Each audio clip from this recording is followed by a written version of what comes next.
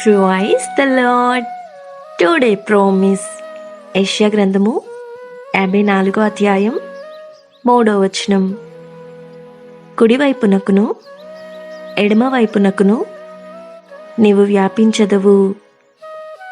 నీ సంతానము అన్యజనుల దేశమును స్వాధీనపరుచుకొనును. పాడైన పట్టణములను నివాస స్థలములుగా చేయును. భయపడకుము, నీవు సిగ్గుపడనక్కరలేదు. అవమానమును తలంచకుము, నీవు లజ్జపడనక్కరలేదు. నీవు నీ బాల్యపు సిగ్గును మరచుదువు, నీ వైధవ్యపు నిందను ఇక మీదట జ్ఞాపకము చేసుకొనవు. ఆమేన్. ఈ వాగ్దానం మన జీవితాలలో దేవుడు నెరవేర్చునుగాక. God bless you.